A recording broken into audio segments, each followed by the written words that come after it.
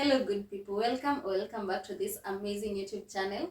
My name is Nina Kwenyaonijue, and this is my beautiful channel.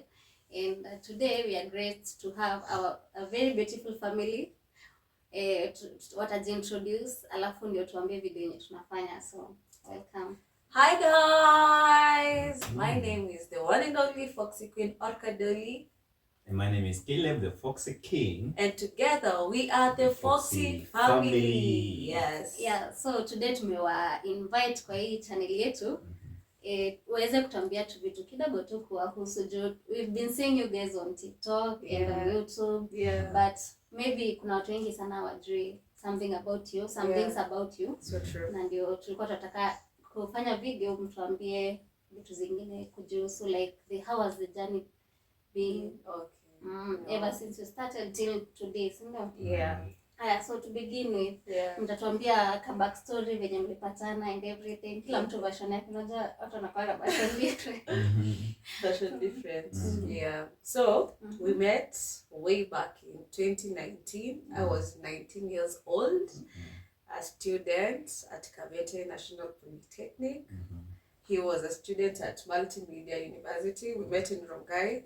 I've grown up in Rongai. My mom stays in Rongai, so we met in church. The church where I've also grown up in. That's where we met for the first time. And that's where we got to know each other, and that's where we fell in love. And here we are. Yes. That's how you met me. That's how we met you. I met you in church. Yeah. Okay. And you kept calling my phone till I fell in love. Till she fell in love. Yeah. What I fell in love about you was your communication. I had never had a man in my life who was so good when it came to communication. This guy would clap, guys, a clap. Yeah. He would call for hours. Yes. So that to me, it made me feel something. Yeah. So it's it. Yeah. So that's what. Yeah, for real. Communication, good communication. I had people who were ghosting me. Poor in communication. All my exes, go. Let me not say go to hell, bus. Oh my God. Just go. Yeah. Yeah. So I also met her in church. Yeah. Yes, we met also during a wedding. That's where we met. A day before the wedding, I saw this girl and she was beautiful and all.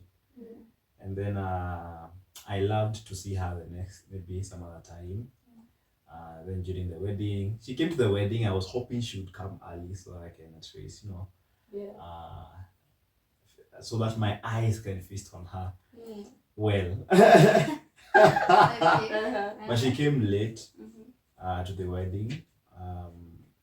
I think that's where we first started to interact. Yeah. And then slowly by slowly nikaenda nikatafutilia hadi namba yake nikapata. And then started texting her. She was not coming to church. I was a youth chairperson in the church.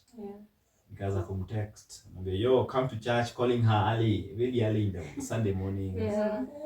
Those times she was having, on those Sunday mornings she was having her hangover. I was a bad girl. When he met me, I was a bad girl. But he helped me to become a better woman. Yeah, that's how we met. And then finally, I think when our relationship started well, there was a friend of ours who lost her mom. May she rest in peace. Now when we were going to the burial, it happened that she was also going to the burial. And I was also and he bought me lunch. She was a mutual friend. Yeah, as in we were in the same church. So in the same church. Yeah. So actually, you are a mutual friend. Yeah, I was a mutual friend, but it's more of like we were in the same church. So when one member is dead, you guys go together. Yeah, so he bought me lunch and I was like, oh my goodness, this is nice. The one. Yeah, like he was nice. Okay. He was not my type at that point because he used to wear like sharpshooters, a bow tie, like his style of dressing was not something I would go for. But his heart, he had such a good heart. My heart. Do I still have a good heart? You still have a good heart. But I really loved your heart. Yeah. Wow. Okay. So like amesema, like the one thing she liked about you ni how you communicated. Yeah. So to you, nini ulipenda like most kwake? She was beautiful. Her beauty. No, hata kama ni mambo ya nje. That was the first thing I loved. I saw you and I laughed. It was it was love at first sight because You of were how Adam, you I look. was Eve. Eh? You were Adam, I was Eve. Guys, I'm reduce mapenzi, please. Mnasema Eh? reduce mapenzi. Anyway, No, it's like maybe in a setting. Today sema ulikuwa Adam nilikuwa Eve. Nasema you are Delilah or Samson. Change baadaye. Because used to I was calling you, I was a church boy, born again Christian. Yeah. But I used to call you umetoka Dunda on a Sunday morning. Yeah. Used to drag you to church. Yeah. You So see? that's what you call love. That's what you call love. okay. Yeah. So like time yenye mlipatana for the first time. Okay, mmeanza kuongea. So when did you realize that you guys love each other and wanted to be together? Oh my goodness, memories. Memories. When I know memories. So when did you realize we were in love? Yeah. Oh my goodness. No, but when did you realize we were in love? When did I realize we were in love? Yeah. So it happened. No, you were in love with me. When did I realize I was in love with you? Actually, maybe I have never been asked that. I have never been asked Sasa that ndio maana question. it's I think the first night I spent at his place. Okay. That's when I knew I was in love. Okay. Even going there, I wasn't sure like I loved him. But after spending that night at his place, he was so nice. He was like really nice. So that's that night. You for you?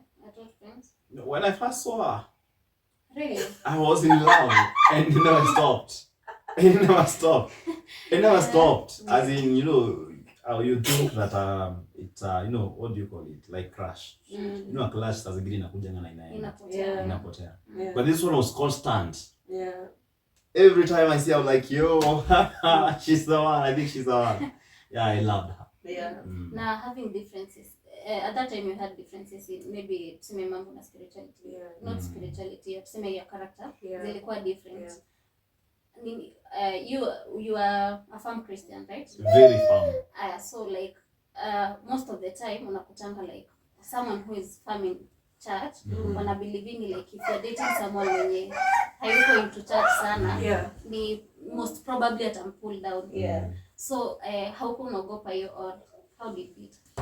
I used to fear and I was very, very careful. I used to fear a lot. Yeah.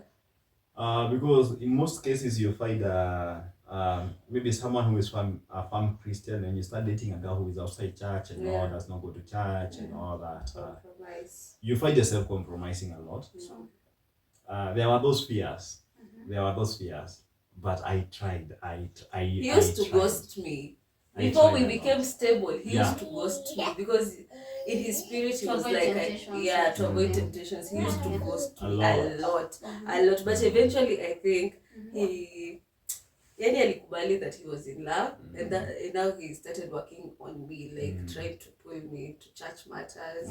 But first he also had to like, kama ni kudunda, he used to tell me, you come, we'll just take the alcohol together rather than you going out there and being with other people. Just come in, we'll be together. So here is at some point I compromise her sometimes. Yeah. Because let me tell you, I love this lady So much. like so much. Like so much. To an extent that every time that she had that urge of going like out and all. Yeah. Then I would feel like, okay, I would definitely feel weird because I know she's going out there to interact with other boys. Yeah. Definitely. Yeah. They're going to drink out with other boys and all that. Yeah. And I love this lady, and I've made a decision that I want to. And after that time, we even prayed. We prayed about it, about a relationship, so that so that I can come to a point of deciding and like and saying like from now moving, I'm very serious with this lady. We pray together, and we ask God, is it are we supposed to continue this relationship? We had a very serious fasting, and God confirmed. And after I had so many questions before, but now after God confirmed everything, now I was like, okay. He was ready to go through whatever. So before I ask you, umeongea kuhusu God confirming, and let me jump to the spiritual part. Most of the time unakutanga like we are praying for something but we don't know how God answered. Could you kindly tell us venye like how did we answer, like unajua kwa sababu unajua saizi maybe unaweza kuta like wengine wetu tunaombea certain things alafu ina kitu ingine inakuja, unajua unaweza ombea unasema ni God but then after some time una realize haikuwa ni the answer. Well, God speaks, and God speaks in very many ways. God can speak to you via dreams, He can speak to you via visions, He can speak to you via the word, He can show you signs outside there. You can pray for something, then you just go outside and you see something, then you're like, okay, and then something else. When God speaks, He is very consistent. He does not only speak once. If He speaks to you and you fail to do the thing that He has told you, He confirms to you again and again and again and again. God is very consistent when it comes to speaking. Now for us, when we prayed, God answered us through the scripture, through the word of God. And actually, the scripture the scriptures that He gave us, they were rhyming, like totally rhyming. And more to that, on my side, I had the other. God had spoken to me in some other ways. Pia mimi alikuwa miongelesha. There's a time kuna someone nilikuwa nimesikiza, I think Steven Fatik or something. God spoke something that ilikuwa inajirudia kwa akili yangu sana. I speak through that sermon. And in some other signs la huko nje tu unaona tu kitu nakwambia okay. Then it's ukiangalia all those signs na vile on how God is speaking, they were all aligning the same day, and the same thing happened to her. They were all aligning. And then there is something, if you are born again Christian, you will know when God is speaking. You will know. There is that what do you call it? Never alone discernment. What do you call it? Your consciousness. That consciousness, the spirit, because the Holy Spirit is in you. You will know when God is speaking. Yes. Okay. And on your side, umesema like you are different. Ulikuwa tuseme on the world. So like haiko na feel ni kama itakurestrict kufanya vitu zingine, having this guy as your boyfriend or something. Of course it was. Yani nilikuwa kinikatia sana. Nilikuwa within a lot of conflict. But then our relationship was young, there was so much conflict because he wanted me to be this kind of woman that I was not. I felt like it would take a lot of work to be the kind of woman he wanted me to be, which I was unwilling to. So we got a bit more. Now, at what point did you decide now to take his part? Kumpenda tu. Kumpenda. Yeah, I love I've grown up in a Christian family. So I was fighting between my flesh and my spirit. So I was trying to fit in. Yes, I'm in a club. I'm trying to fit in. I'm trying to look like this girl. Uyamechanuka. It was not. I wasn't being my true self. So I was just trying to fit in. And every time it would cost me. So niko naona zile njia yana niambia tuende as in the cost. So eventually I was like, this seems like the better way. Because these other ways, every time I come with regrets, I come with pain, I come with anxiety. Yeah. Okay, so after mmeanza kudate, like it was official. Now, after how long did you guys get married? After 4 years. Like we started dating in 2019. Okay. So we got married last year, 2024. Okay. But there was a period we stayed together before we got married. Okay. Yeah. So after that, they became parenting started. And everything. So like, nataka mtupatie jadi yenyu. How has parenting been so far? Oh my goodness. Parenting. Now let's start from here. Were you planning to have that baby at that particular time? It happened. Okay. So when we were dating, we were really sure that we wanted to get married someday. We were so sure that we were made for each other. So when we got pregnant, the baby came at a time when we did not expect. But it's something we anticipated, but we wanted it to come later. But the baby came. So it was not something we had planned. But we embraced the fact that we had already longed for it way before. So we embraced the fact that at this point in time, the baby has come. Even though we're not ready, we're going to do whatever it takes to make this baby happy, to give this baby everything that we have. And I think to add, I think for us, our story, I don't think it's well, I would say it's quite different from from a church perspective. Yeah. You know, from a church perspective, we say you're supposed to date like this. Yeah. You're supposed to, when you are dating, you're not supposed to do this. You're not supposed to do this. You're not supposed to do this. Yeah. Like you're not supposed to have sex even before marriage. Yeah. But sisi it's the opposite. We found ourselves on a road that maybe it's not a road that maybe we anticipated to be in, but we just found ourselves there. Yeah. And in the process we found ourselves in church hut. Kuna mahali tulikuwa tunachukia church kabisa. Like hata tunashinda sasa hii mambo ya church. Watu wa church ni hypocrites. Those guys are hypocrites. After like getting the No, now before that. Okay. Yeah. Now the reason why pregnancy is coming is because we have decided to go like not care at all. Yeah. We've done drugs. Yeah. We used to drink together. We used to smoke together. Yeah. There's quite a story there. There's quite a story there. Yeah. But now this time that the baby is coming, on my side, I had already like kind of started my journey back to God. Yeah. I had already started. Yeah. And actually at that time I had already found a church I was going to. Yeah. My wife, she was going to church, yes, but she was not at ile. Committed. I wasn't serving. Yeah, I was just going to church for the sake. Alikuwa tu. Now when the pregnancy came, Yes. I'm in church at this time, and this is where I'm trying to rebuild my relationship with God. Yeah. But then pregnancy may come. Yeah. And we were confused. We were so confused. But then we decided, you know what, we're gonna try our best. We're not going to abort. That was number one. We're not going to abort this baby. A baby is a reward from God. Yeah. It's a product of love. Yeah. See ati she was raped. Yeah. Ama nini have sex and unwillingly. It was a product of our love. Yeah. And because we love each other, you're going to keep this baby. Yeah. We're gonna keep this baby when we are together. Yeah. Yeah. So I think that's why our pregnancy journey started. Yeah. Yes. So like umesema like before getting the baby ulikuwa umetoka church kidogo. Yeah. Na initially ulikuwa umetuambia you are the youth chairman. Yeah. So like Yes. getting back, do you go to the same church ama kanisa? No, I had church. I changed the church. Yeah. Okay. Why did you For feel drama. Kulikuwa drama mingi. It's a story. Okay, it's a good story, but sijui ama ni mambo ya Mungu. Hadi wa leo okay, I give it to God. Okay. Na chianga Mungu nasema, God, maybe you are in control.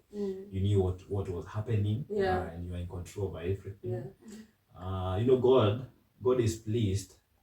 Kifanya mazuri, maybe on our end we are like, this is bad, this is good. Yeah. Maybe it's God doing it. He is pleased anyway for our good. Everything happens for the For a good. reason. Yeah. So for a reason. Yeah, actually to summarize the whole story, it was more like we were two young people in love, confused, dealing with the highs and lows of life, but we did not get the right mentorship or people to like hold our hands. Yeah. We got people who judged us, people who threw stones at us, rather than trying to come close to us and try to understand, okay, what is really happening? Yeah. What is behind this relationship? What is motivating you guys to fight this hard for this relationship? So we did not have that.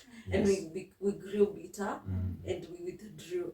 Yeah. So eventually there were consequences and everything. But God's mercies is why we are here today. That's what you can say, God's mercies. Actually, we are a product of God's mercies. Yeah. Honestly speaking. Okay, so like according to, do you feel like the church judged you in some way? Yeah.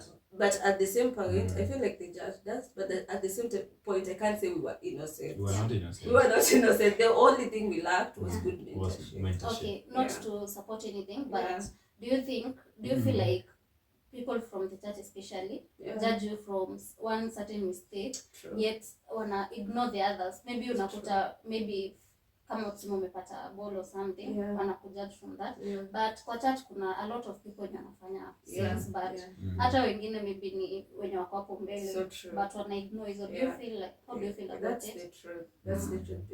I feel like people in church are the same people you meet in the world. Yeah. And they'll judge you from what they see, from what they think, from what they assume. They'll judge you from stories they hear from other people. And because umeonekana ama umepatikana, they will deal with you perpendicularly. So Yeah. I feel like they are not outbearing your mercy or grace. Alafu the fact that wanaonanga like this certain sin is more powerful More than powerful the than others. the other. Yeah. Na sijui kwa Bible imeandikwa kama ni wapi hakunanga like a big sin or small. Yeah. So what is happening in our church is most of these older people, they are always setting their eyes on the youths, wanawafinya, and eventually the youths break.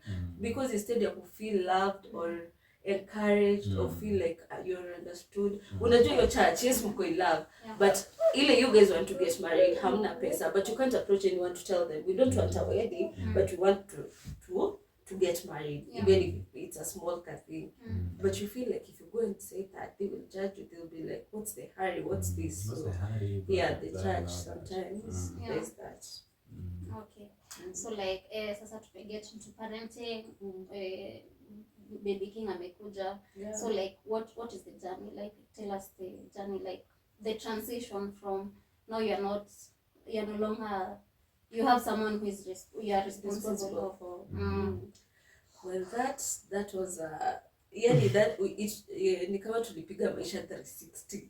Yeah, Maisha yani a lot of changes zilionekana. A lot. Personally, kwanza mimi huyu character wise and everything, he was a good guy. But for me, I wasn't like a good girl. But kutoka nisikie tu I am pregnant. Everything changed about me. Because from kitambo, I used to tell myself, I want to be this kind of mom. I want to give my child everything. I want to be responsible for my child. I don't want my child to lack anything. So the minute I discovered I was pregnant and we had nothing, my relationship with God, hey, it changed. I was no longer being him as just someone or something that is just far away, that is non-existent, or I decided to have a personal relationship with God. That was the first direction that we decided to take. Like, we would be serious about the things of God, very, very serious. That was the first thing. Because I think we were in a very desperate situation. We were in a very desperate situation. Very. Whereby you cannot reach out to your parents. You have no one. So the only person or the only being that you would maybe would like look up to was God. And so we decided, like, we are going in, like, to give God him our fully. all. We are going to give if God. he decides to leave us on the way, it's okay. It's but okay. we were just going to give it our all. So that was the whole transformation of our lives. God. The God aspect. The God aspect. I think our baby is as he brought transformation in our life. He made us closer. He made us closer to God. We've never prayed like the way we pray. Like the way we pray. And it has never stopped since. It has never stopped. Up to date. We are prayer warriors. And something that we didn't use. Maybe kitabu tulikuwa tunafanya what? Alafu tunazima. Tunapotea. But since we realized we are pregnant, and we started our home together. And at that time we started with nothing. Our relationship with God, So during that time, after mtoto amekuja, you guys mmesema mko stable. Mlikuwa bad financially. So like, and most of the time unakutanga women when wamepata watoto at that point, wameshapata watoto, like hawana, most of the time unakutanga wako na depression. That is the postpartum depression. Did you experience that? So postpartum depression mostly comes after now you deliver the baby. Yes, we had that because after giving birth to our son, we were so broke because we couldn't work because the baby was crying at night. We were not sleeping. We had no help. We experienced postpartum depression. Okay, how did you overcome it? How did we overcome it? I think the God aspect. It's just God. It's just God. Because I remember the time I became very sick. He Do you know, became sick, actually, yeah. postpartum also, It hits men. it hits men Not also. only women. Not only also women. men. Especially men who are fully involved. Yeah. Hey, Mimi really hate. Yeah. Because he used to do the duties in the house. He was cooking for me. He was going to driving school at the same time. And he used to shoot videos and edit them. So he was doing a lot at the same time. So it hit him for a while. Yeah. Now, for you as a man, to expect, like, if you're getting a girl pregnant, you're supposed to be fully responsible. Yeah. But inafika point, unakuta huwezi provide. True. How did it make you feel like as a man? Like, ulifeel ni kama regret your nini yote yenye ulifanya ku have a family? Yeah. I don't think that time I ever regretted having a family. Yes. And also me lacking finances. One thing I thank God about is my wife, because she was very understanding. Okay. She loved me as I was, and she was ready to grow with me. So even the time that we didn't have finances, mimi sikuwa ile like ati I'm feeling ati ananipe pressure. Hakuna pressure at all. And one thing we decided, we are going to grow together. She also had nothing. Yeah. So then maybe I feel like yes, I know men are providers, but with this age and time, I feel like we're in the boat together. We're in the boat together. You do your best, I do my best. I'm not going to just lay around and wait for you to just do your best. I'm going to give it my best also, so that if you bring 10% and bring 5% or 10%, we bring it together and we see what we can make out of it. Okay. Yeah. So I never felt like it was his responsibility. You need to take care of me. I've never felt like that. And definitely there is maybe at some point, maybe some men kukosa pesa, when you're lacking finances, you maybe kind of feel less of a man, but I also think I will still go back to the God aspect where you're praying, because God used to encourage us, and God used to send help. Yeah, He used to send a lot of help to us. Like sometimes kuna siku tugeamka and then tugemaliza siku kama tuko na shilingi kama 5,000, kwa zingine we end the day with 3,000 shillings. And then God would just come. Yeah, but God used to send us help. People used to send us money. People used to send us things, maybe clothes. Then God was in the picture. He was in the picture. He's still in the picture. Yeah. So like it did take long after you guys started seeing the transformation. Yes, actually true. After we got closer to God, it did not take long. Almost immediately we could see changes. Yeah. I think the reason why God was saying that he loved David, because David was after his own heart. You know that thing when you are after God's own heart. Yes. You're like, and God me everything. He's everything to you. He is everything. Like you've given all your heart to him. Yeah. And then immediately you do that, it doesn't matter whether it's a matter of seconds or minutes, he will come. Atakuja. He will always be there for you. Yeah. So we experienced it. We saw it. Every time tuliweza kuwa serious na God, it did not last. Hatukulala chini ati for long. It was like for 2 months. Then that month, God changed our story. Things started unfolding well. Okay. Now, at that point, Mesha, like everything has changed. So you guys know TikTok, so mlianza aje jani ya kuingia social media sasa? Mkaona mwanze your life ikuwa out there. So we had a YouTube channel. From 2022 we had opened a YouTube channel. Of course it took us so long to get monetized. It was discouraging because we couldn't make money out of it. Our views were just maybe 50 views, 20 views sometimes, 30 views. So we were like, okay, this thing will take too long to grow. So at some point, he kept feeling this conviction of going on TikTok. Started doing some content on TikTok. That was 2022.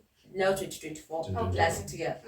We still had our YouTube channel. We had gone back to doing content on our YouTube channel.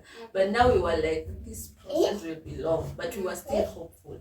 So God gave him a vision that we should go on TikTok. So he came up with an idea. He was like, babe, there's this style I want to start doing our videos, to do this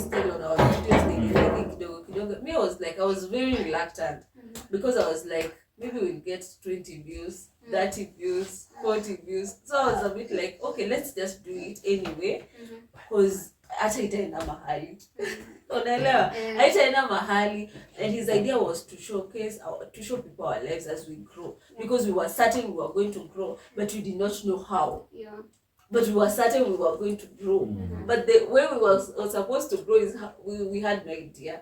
We had no idea. So when he said that, I told him, okay, let's try. So he woke up one day, shot a video, posted it that evening. The video, by the time it was morning, it was at 80,000 views. Within less than 5 days, it had hit 1 million views. So it encouraged us to do more. The first video did well. It encouraged us to do more. The second, the third, the fourth, yeah. So initially, for the YouTube part, nani alikuwa come up with the idea of being on social media? On social media, he had a YouTube channel with a friend, and he kept pushing me like, babe, you can open a YouTube channel, you can be a big creator like Akina Jackie Matubi, like Akina Diana Bati. But I was very shy and I had no self-esteem, so I was camera phobic. But one time we were watching Jackie Matubi and Diana Bahati, and they were saying like, don't just sit there and consume other people's content. Also create your own. And I was like, by the way, but at that point I did not know what I could offer people. So because he had kept on encouraging me, and he had the skills, he knew how to edit, he knew everything about editing. So I was like, I have a whole package, a cameraman, a videographer, and everything. So I was like, the only thing I gotta do is to show up. I don't have to pay for it. And I don't have to pay. All I have to do is to show up. So that's how we began, showing up, and my confidence grew. Now I can talk slowly by slowly. I can talk very fluently, which is something I could not. So that's how a YouTube channel was backed. Okay, so do you remember that one video that blew up? Like, iliwashtua mko mnaexpect it happened and it blew up. It says like you're at TikTok. Okay. The first video. Yes. That's the first video. Where? Yeah. We did not expect We that. didn't expect. We did not. We expected maybe it would get 10 views, 20 views. And on YouTube? On YouTube, you know, our YouTube channel has grown from TikTok. Our TikTok audience have come on YouTube. So on YouTube, we haven't had like a major video. I think the video that has the most views is 18,000 views on our YouTube channel. But we can say that we've seen growth with time. So that's what I can say. And how have people received you? Like in terms of how are they commenting? Like initially it was there before. How was the reception? People are negative. Like most. Like there are also like people who are very, very positive. Positive, But you know what? Zile zina hurt sana. What hurts most are the negative. The negative. People are telling us, may this love never locate me. May this love never locate me. May this love. There was so much negativity at the beginning that if we were not strong emotionally, we would have quit from that first video. We would have quit. But we told ourselves, no. The fact that you guys are going to watch us grow. We are going to shoot and shoot and shoot till you see us grow. We had that conviction to keep going, regardless of. They would say our house was looking, I don't know, like what, our seat, our bed, our. They had an opinion about everything. But to us, it was fuel that kept us going. So akuna that point has it ever gotten to you like the comments? The first video, yes. The first video, it did. It did. At some point, I couldn't even read the comments because they would affect me. I was like, oh my God. They're saying this about our bed. They're saying this about my husband. It goes to me. But after that, I don't think there's anything someone can tell me that will make us stop. That will make me stop. I did the same thing. Definitely for the first few times. You read some comments, it's not something you are used to. And it will affect you. It used to affect us, but with time, the fourth video, the fifth, just got you. Now it became full. It became full. I love most of the time, these people are saying almost the same thing. So it's like something you've had before. They keep on repeating themselves. If they don't like your curtain, they'll come again and say, so eventually you're like, you guys told me that yesterday. I don't care anymore. I don't care. Yeah. And your content is so unique. Actually si watu wengi wanafanya the same content that you're doing. Thank you. Umeshasema ni conviction ulipata. Yeah. The vision that you got to start that, which is a very unique. Si watu wengi wanafanya kama hiyo. So like how are you able to maintain the consistency? No, I think because we've had a goal to be on social media, to make it on social media. So this is one thing that you have seen. It's already starting to work. Inaweza kufanya kazi. So we are approaching our goal. So they need to be consistent. This was our thing. Actually, we were like, we would love to start earning from social media. And I think in the past 1 year, we've really earned. We've really earned. That goal we've ticked. We already start earning with social media. So mahali unapata kitu, why wouldn't you be consistent? Ni kama duka. Ufungue duka. Then waza kuuza unaia, my products are going. So kesho yake, because the products are going, you keep opening the shop until the job may be unstable, and that's why maybe some people for a start. For a start, you can feel the instability. But when you believe in yourself and when you have a long-term goal, you'll have to show up. You have to show up. So now what's that one thing enye ulikuwa na wish like enye una wish saizi ulilearn like sayo umelearn enye una wish ungekuwa unajua like when you started, especially content? Yes, on content. I think your consistency. I think your consistency is something that we've learned with time, that we have to show up. If we don't show up, then we can't expect anything. We have to show up regardless. Whether the video gets low views or high views, we have to show up. That's the key. That's the key. Because we've compromised ourselves several times in content. But we feel tired. We go away for a month or weeks. There was a time we used to be like very inconsistent. We come, and yes, it's something that we are relying on to pay bills and everything. But we will be so inconsistent. Now maybe because we are burnt out. So zingine ideas. Kwanza let's talk about ideas. People think content creation is a joke. Sometimes you have to sit down. Hauna ideas. Ama zile ideas zote umekuwa nazo. Umeshoot.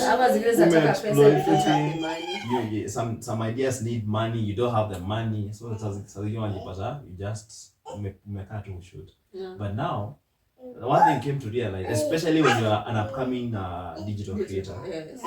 You have to show up. You have to show up. Let them see you every day. Even if they don't like you, let them see you. If they don't see you for 2, 3, 4 days, they forget you. It's very you have to stay on their minds. You have to be consistent until you make it to the top. Now when you make it to the top, you can at least you can even go for a vacation of like a month. When you come back, all bloggers, they are going to announce. They know you. But if you are coming, oh my God, you have to keep being put in the work. Consistent. You have to put whether you like it or not, or for you to get on top. You have to put in the work. Like show up every day. Fungua duka kila siku. And on parenting? On parenting, one thing that we've learned that we wish we knew. What do you think? Yo, that's a good question. That's a good one. That's a good question. Also, I think parenting, you have to show up every day. There's no break. I don't think you are truly prepared for the arrival of the baby. In terms of mentally, you are not truly prepared. Mentally, true. You are not truly prepared. We did not know that this thing would need a lot of, leave alone financial or anything, even your emotional and your mental state to be okay. You have to be present to the child in every state. Emotional, physical, financial, spiritual. You have to be there for the child. I think that was something we were not ready for. But when it comes to raising a child, the child's health, I think we've done good. So far so good. And at least we have friends who came through for us, who are in our circle. who used to give us advice here and there, our moms who are very, very supportive. So we didn't really have a hard time raising the boy. But when it comes to us being ready mentally, because they drained us a lot. So you guys are doing a really amazing job. Thank you. Yeah, so how do you guys solve your issues like as couples?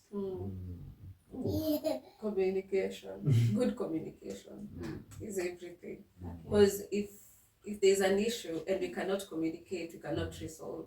So we have good communication. If one of us feels offended, or if one of us feels angry, those things, we communicate. We have to talk.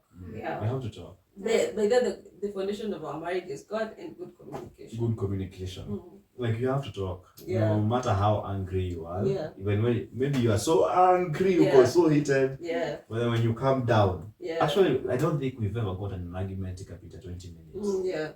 And the fact that we work together, so we have to resolve our issues very fast. Very, very fast. Okay, I actually wanted to ask you a question on finance. Since you said you're working together, how do you guys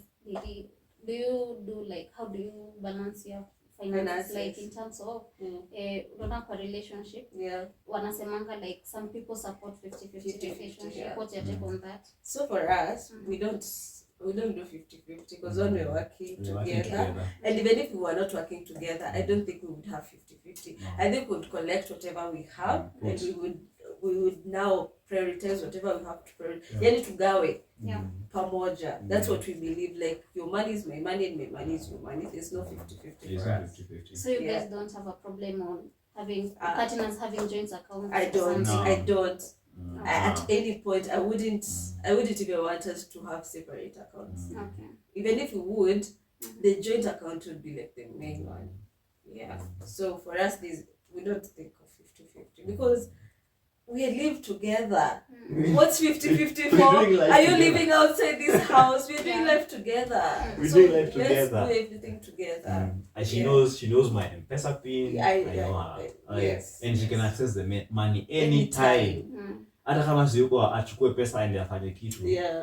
When I come back anyambia, I took 2,000 and I did this. I'm like, oh, okay, it's okay. Like it's some money. Okay.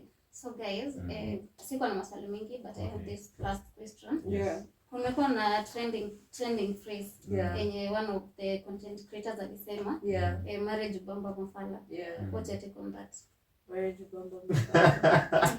I think inaweza kuwa at some point ukweli in terms of like when you're in love with somebody, to others you may look like a fool because they cannot understand maybe what do you see in this person, how your relationship works. So ni mnakaa mafala kwa wengine labda mimi I think niko tu sawa vile mtu anaamini.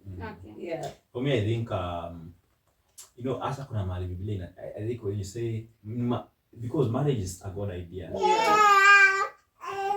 Sorry. Marriage is a good idea.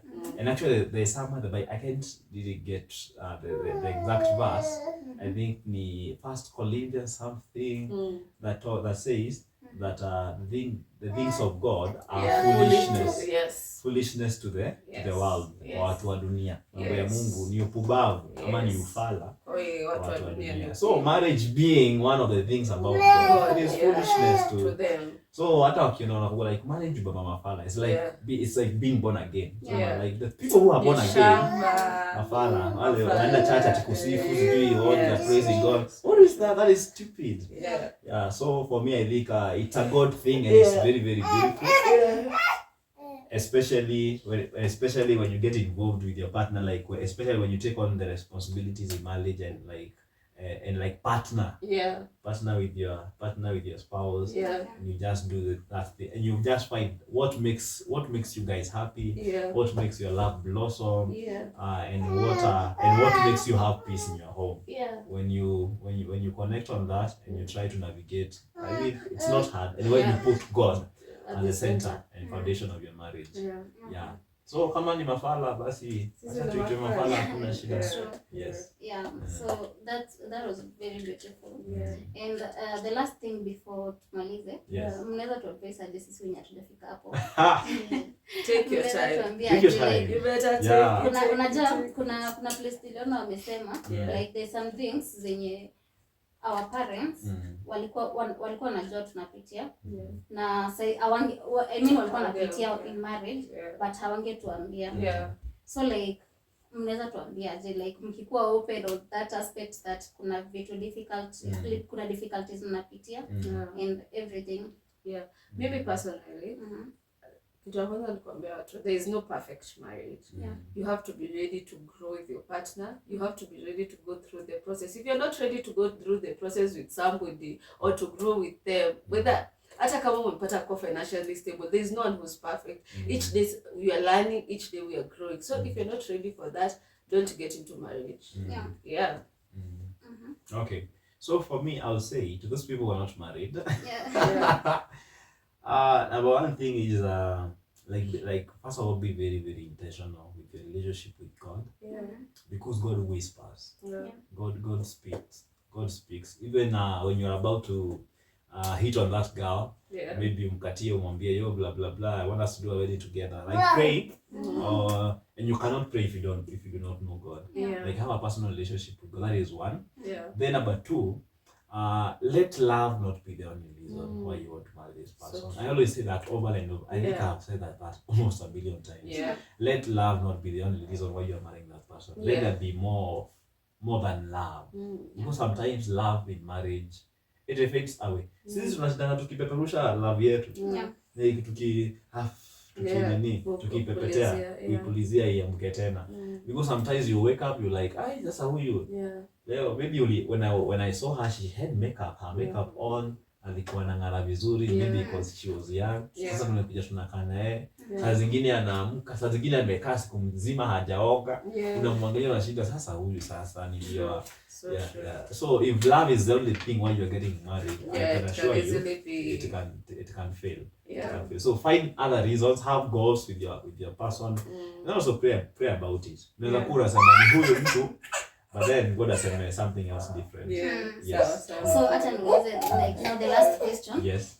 Mmesema nyinyi Christians, and according to Christians teaching, most of the time unakutanga the only ground for divorce ni infidelity.